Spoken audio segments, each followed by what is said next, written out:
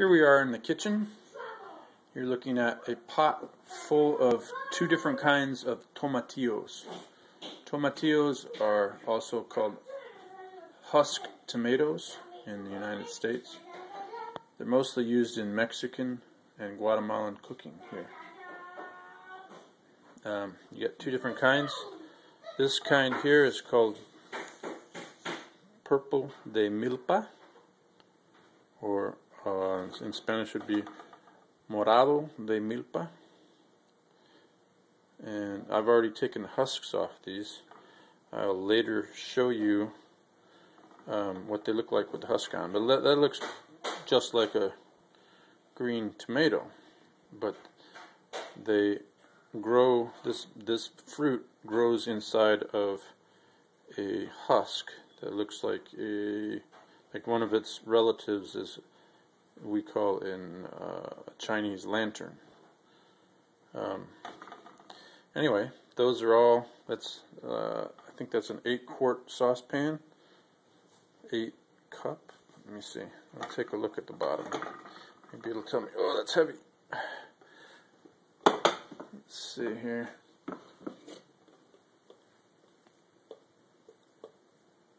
Eight quart.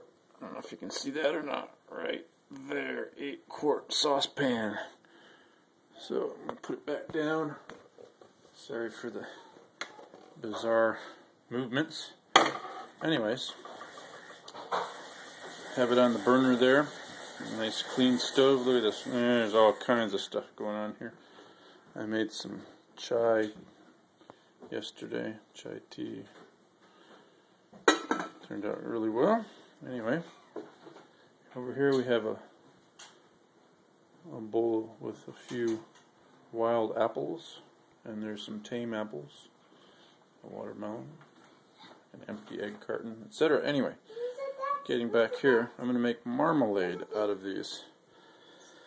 And probably won't be as good as if I made them out of our native ground cherry, because they're much sweeter, but anyway,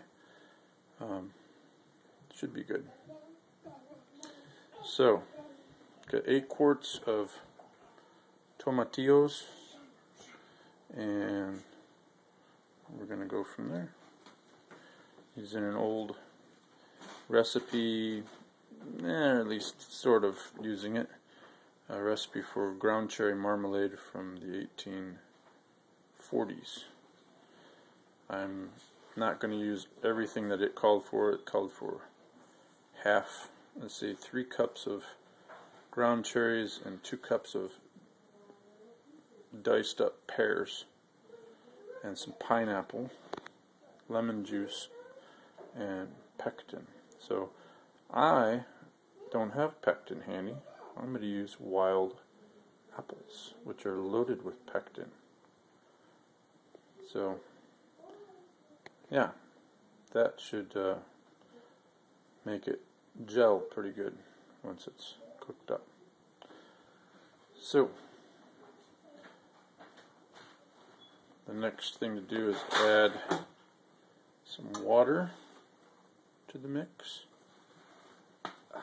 I like to use filtered water. We have a filter on our refrigerator right here. So just put some water in there. Let's see, there we go, filling it up with water.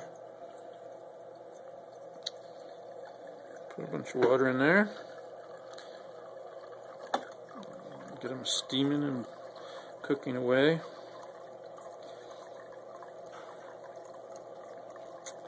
Looks like I've got about 1.5 cups right now. I'm going to try to fill that thing up.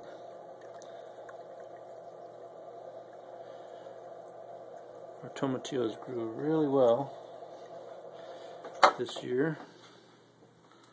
Got quite a few. See, there's some water. Looks like about 2.5 cups of water so far. Can't see a thing. All I can see is a thing full of tomatillos, so I'll get some more water here.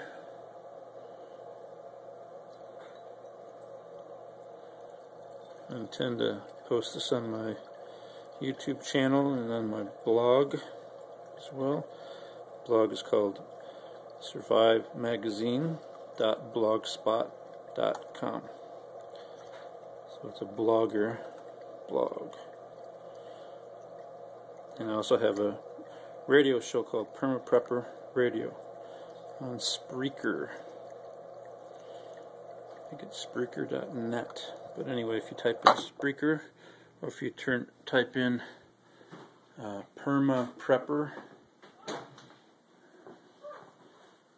my radio show will come up. I've only got two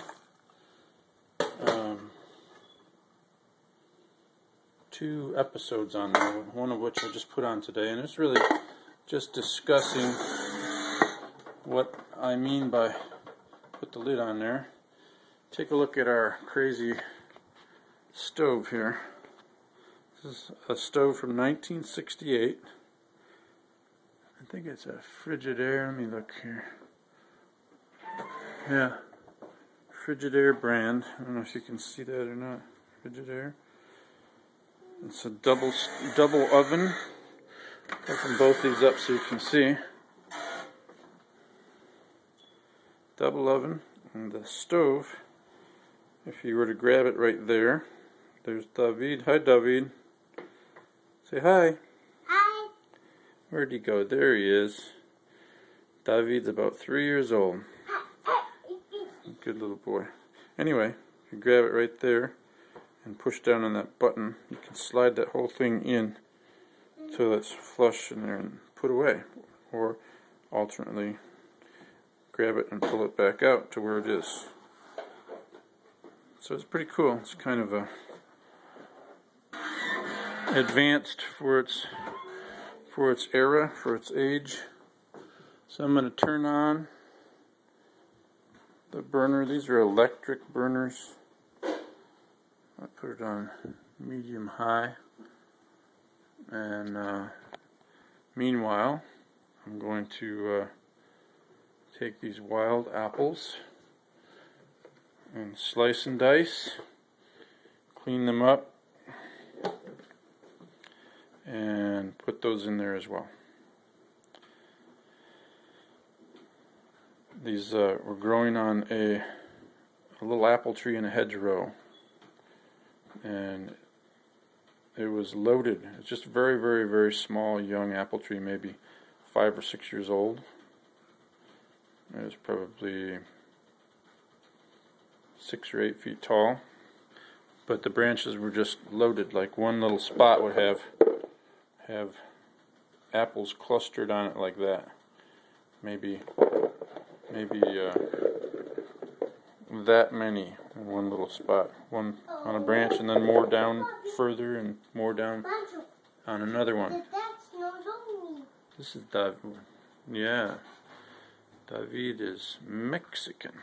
Well, he's American, but anyway, his parents are Mexican. Friends of mine.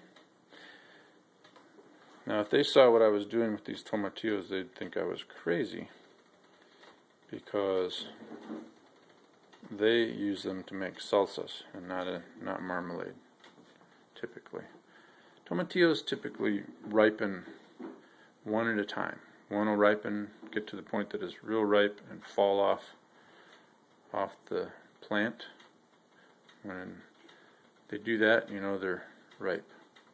Some of these I picked a little early. Some of them are green. Some of them got knocked off by animals or whatever, you know, woodchucks, or maybe a squirrel was going through and knocked them off or something. Later I'll show you the plants, which have done really, really well this year. So, if you hear that ticking sound, that means that the burner is heating up. We're going to let that cook for a good while, and I'm going to work on preparing these little apples. I might throw in one of those apples, but I don't know. Maybe not. Notice the candied apples right there. They're so hard we can't even eat them. So there they sit. And here goes a little kitten. Anyway, Cincinnati, Ohio.